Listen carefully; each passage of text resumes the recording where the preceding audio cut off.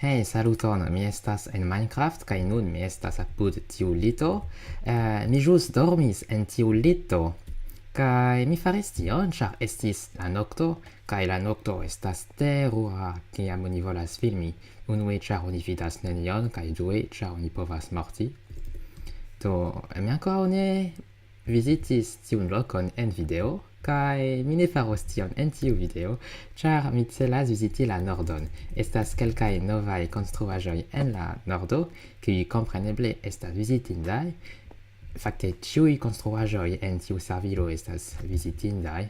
Mi volas filmi ilin ĉiujn, tiel ke homoj post 100 jaroj ili vidos kiom riĉa estas Esperantujo. Do, la novaj domoj, kiujn mi volas viziti. Mi devas unue sekvi tiun vojon, do kiam oni tajpas la komandon nordo, oni sekvu ĝis la biblioteko de la nordo. Kaj malantaŭ tiu biblioteko, se oni piediras sufiĉe longe, oni povas vidi tiun kolonon, kaj ni ne iru rekte al tiu kolono, sed unue ni iru al tiu strangaĵo, ĉar jes, mi credas ke mi vizitis tiun domon. Wow, estas flagoj! Mi ne bone atentis, estas multaj flagoj. Estas tiu domo kiun mi vizitis en la unua video pri la norda vilaĝo. Do, ĉu mi konas bone la flagojn? Eble Aŭstrio, eble Hindio aŭ Barato, Rumanio, Brazilo, Unuiĝinta Reĝlando, Ĉinio, Danio aŭ Svislando, depende de la formo, longeco kaj tiel plu. Tio estas iom malfacila, tio similas al la flago de la... estas la lando kie oni parolas la Amhara, tiu lingvo... tiu lingvo semita. Yes. Senegalo? Ĉu estas Senegalo? Ne, eble ne, sed eble yes. Finnlando, Francujo aŭ Nederlando, rilate al la pozicio kaj tiel plu, estas tro da flagoj kaj mi ne estas ĉi tie por instrui al vi la flagoj. Instrui vin? Ve, mi ne ŝatas la verbon instrui. Oni instruas homon io per io? Nu, mi neniam certas. Do, estas tiu ponto? Ĝi estas el ŝtolo? Oh ve! Tio timigis min. Ĝi subite aperis. Mortu rapide. Ve! Mi interreto estas malbona. Nu, kiam mi kontrolis, ĝi aspektas bona, sed kelkfoje ne. Do, tiu ŝtona ponto alportas al tiu ŝtona domo, kiu fakte estas farmo. Farmo de tritiko. Do, estas truoj, espereble neniu monstro eniris. Estas nur tritiko. Sed ĉu ĝi estas aŭtomata? Ŝajnas ke ne. Estas iu kiu eble ĝi la homo kiu havas tiun turon estas komencanto, ĉar ĝi estas, kiel oni diras, tre primitiva. Se mi farus tiom multe, mi farus ĝin aŭtomata, tiel ke mi povus ne perdi mian tempon, rikolti tiun tritikon, kaj mi povus uzi mian tempon por fari utilajn aferojn, kiel ekzemple fari videojn. Fakte, mi ne multe ludas al Minecraft, sed kiam mi ludas, mi ofte faras videojn. Do homoj kelkfoje havas la impreson ke wow, mi estas la plej sperta pri tiu servilo, sed fakte ne, estas multaj aliaj homoj kiu ludas, ekzemple Lorenz Eduard, kiu verŝajne ludis multe pli ol mi. Do, mi verŝajne ne konas tiom kiom aliaj ludantoj, tamen mi ja konas kelkajn aferojn, do tio bonas. Nu, fek, mi vizitis tiun lokon por prepari la filmadon antaŭ semajno, sed mi ne certas ĉu mi bone memoras ĉion kion mi volas filmi.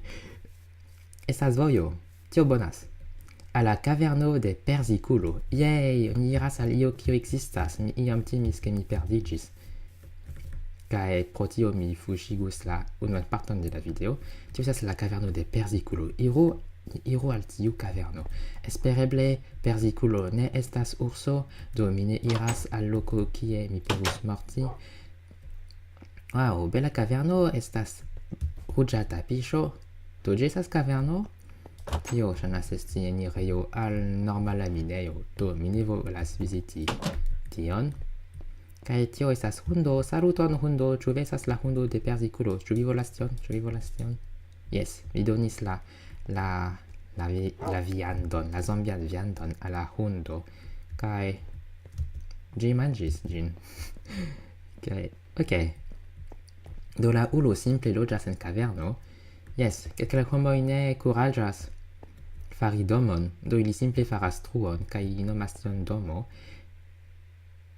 Estas portalo al la infero, kaj ankaŭ estas minejo, alia minejo. Estas vojo supren. Mi verŝajne vizitos tiun vojon. Sed ankaŭ estas tiu portalo al la infero, kaj verŝajne okazos, ke dum iu video mi vizitos la inferojn de la vilaĝo. De la vilaĝoj. Ĉar estas multaj vilaĝoj, kaj mi fakte nur vizitis la inferon de la unua vilaĝo. Verŝajne estas multe pli. Do bone, mi denove estas en la ekstero, kaj de tie mi verŝajne povas trovi kie mi estas. Jes, denove estas tiu kolono. Kaj bone, nun estas alia ponto. Tiu ponto ŝajnas esti el ligno, sed mi ne certas, mi devas proksimiĝi.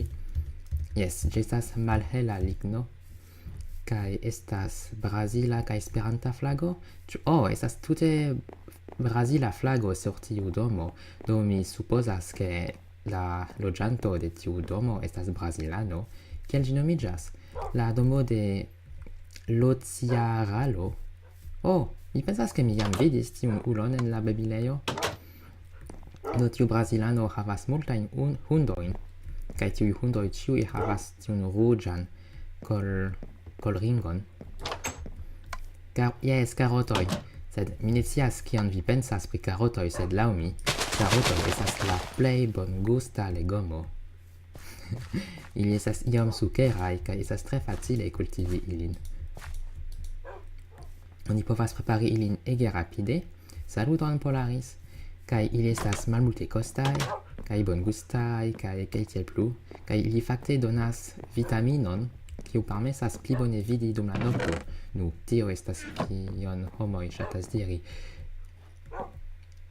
Brazila flago. Jes, do tio estas por la domo de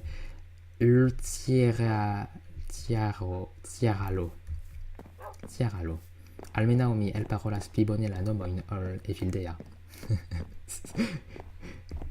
Do, ankaŭ estas dometo ĉi tie. Ĉu ĝi estas homa dometo? Jes, estas la farmejo de Astrogaj Dexes.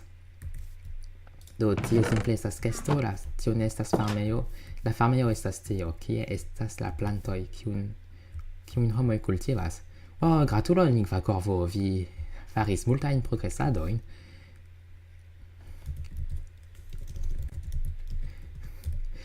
Kaj, jes, iom da babilado, mi ŝatas tion.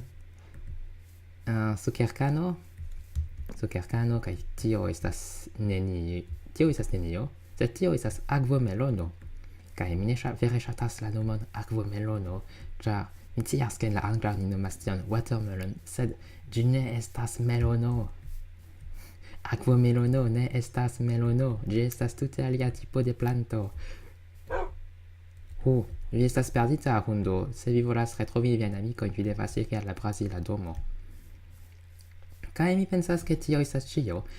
Estas domo ĉi tie, kaj ankaŭ alia konstruaĵo, kiu troviĝas ĉi tie, sed mi filmos ilin eble en la posta epizodo. Do, se vi volas vidi ilin, nepre rigardu la postan epizodon. Do, mi ĝisas vin, kaj jes, dankon, kaj ĝis denove.